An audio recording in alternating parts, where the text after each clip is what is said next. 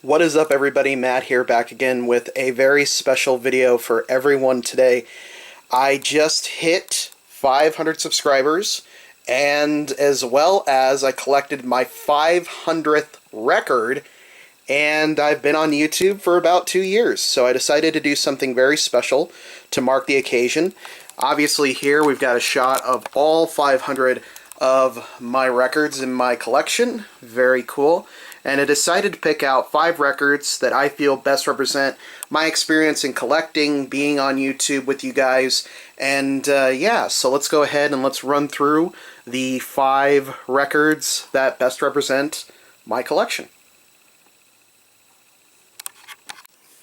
Okay, so the first record of the 5 that I feel best represents my collection is this one, Night at the Opera by Queen. And the reason I chose this one is because if you can kind of see it here, there's some like watermarks, and the record itself is actually pretty dinged up and pretty bad. And if you look at it, if you were just to look at the record, it doesn't show up very well on camera. But when I got the record, I got it for 25 cents out of a bargain bin. And there was no way it was going to play. I looked at it and I thought, no way. But I took it home, I put it on, and it was poppy, it was scratchy, but it played, and it played it hard, and was really my introduction to Queen stuff that wasn't off like a greatest hits album or anything like that. It was the first time I'd ever heard this particular album, and it blew me away. And it the reason I chose this one is because of its damage, because of its blemishes and everything. It showed me that records can surprise you. You can have a record that looks like it's been through a shredder, and it'll sound amazing, and then you can get a brand new record right out of the package, and it'll start skipping, which I have had happen to me, by the way. But this one really represents the love of searching and finding those really cool things in the bargain bins, and that's why I particularly picked this record, and also because it's probably you know, with the passage of time, I think I said my favorite Queen record was A Kind of Magic. This has very well replaced it. And I've listened to this one probably more times than any other record in my collection. So I picked this one because things aren't always what they appear to be. As with many records in my collection, you look and you go, oh, that's not going to be good. But then it turns out to be really good. So, Night at the Opera, number 1. And these are in no particular order, by the way. Up here we got Who's Last for my second selection, and 2 reasons for this. The first one being, get what you like. You know, I think a lot of vinyl collectors and record collectors, when they first get into it, they want to collect the big stuff. And that's cool, you know, if you want to get like, oh, I want to get all the Beatles, or I want to get all of Pink Floyd, or whatever. And that's cool, but sometimes people end up buying stuff just to buy it. They don't buy it because they're not necessarily fans of it, and sometimes they won't collect what they really like because they're afraid of having it in their collection or getting made fun of or whatever. But I love this record, and there's a lot of people who really, really, really don't like this record. But I got it when I was a kid, I listened to it, I loved it, and despite people telling me, oh, it's a terrible record, it's this and that, I still love it. And I collect what I want to collect with my records. I may not have everything, but I have what I personally like and what I personally enjoy. And the second reason is the reason I just said. This is from my childhood. And a big thing about records is that they've always been in my life. They've always been a part of me.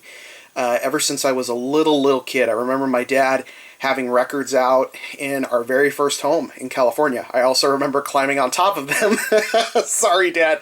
But it's a connection to the past, and it's special to me. All these records in my collection were special to someone at some point, and some of them were to my mother, to my father, to my sister, to me, to teachers, to friends, to, you know, so many great people have given me records over the years. And they're connections to the past in a very special, emotional way.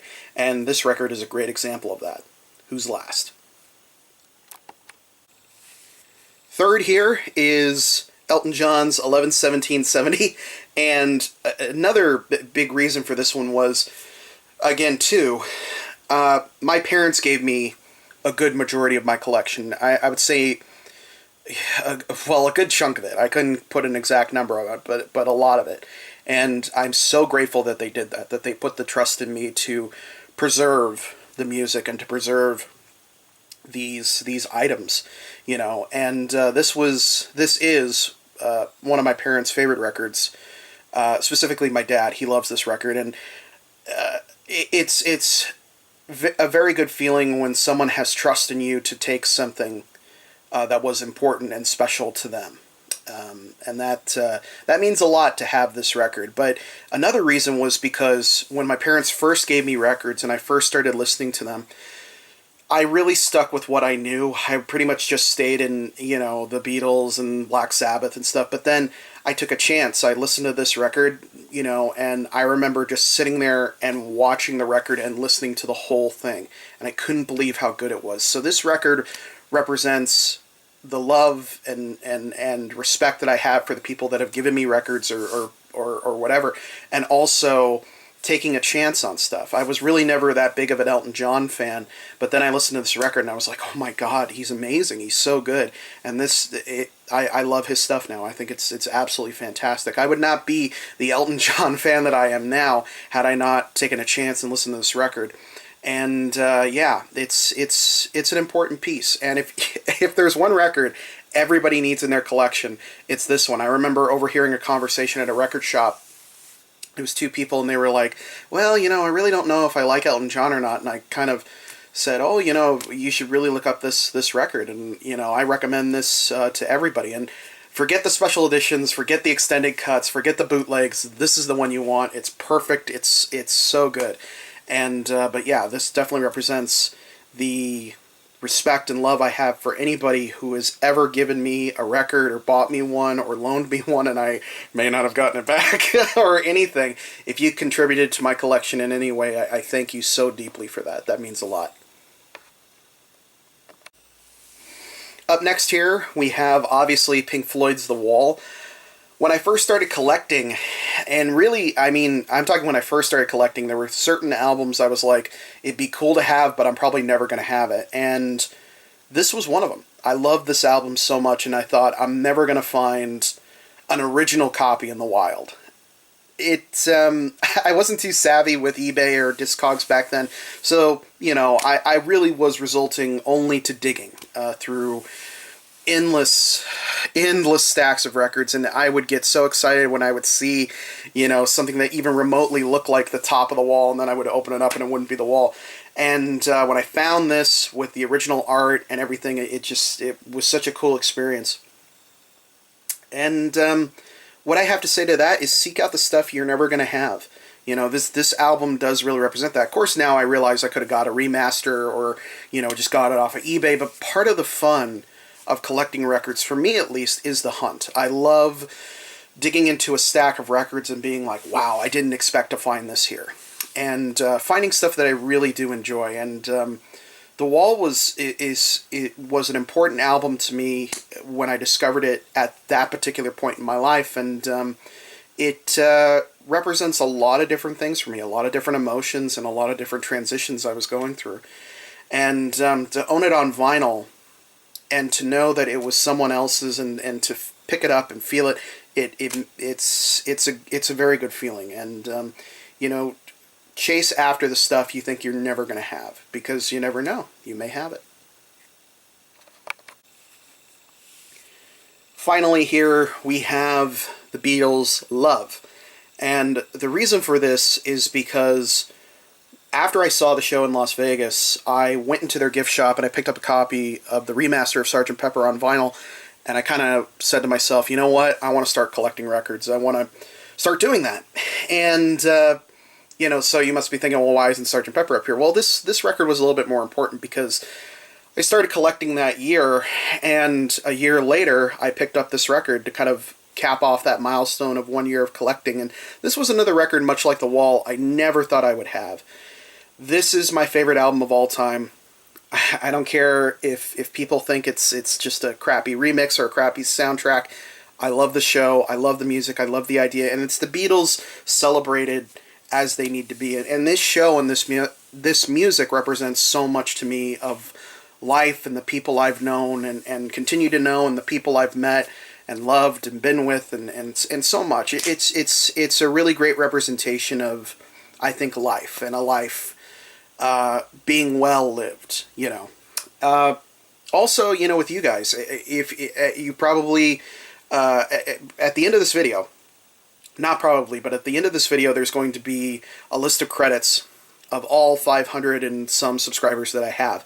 I want to thank you guys so much, but not only just you guys for subscribing, but also anybody on Reddit who's ever clicked on one of my videos, any and all of my Facebook friends and family and passersby, and anybody on YouTube that has clicked on one of my videos just out of curiosity. If you're not subscribed, don't even have a username, don't even have a login info, thanks for watching, because here we are 2 years later, 500 subscribers. I was so excited when I had 10, when I had anybody subscribe to me. I never thought that that would happen, that people would think that this was a cool thing to share. And really that's what this has all been about, has been sharing my love of records with other people who love records too. And I hope that through this channel, you know, we can continue to do some really cool things. I got a lot of stuff coming up, more collections, more closer look at videos, more Beatles stuff. They just announced the new Abbey Road box set that I'm probably going to do a review of, so I'm very excited about the future and continuing into whatever lies ahead, you know.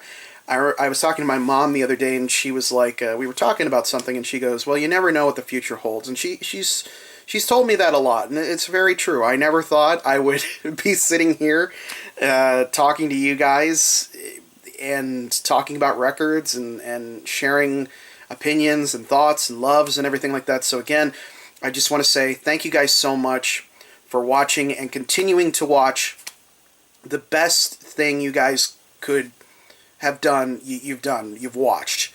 And that means a lot. And I want to thank you again all so much for doing that. And, you know, it's there's a lot of stuff coming down the pipes, so stay tuned.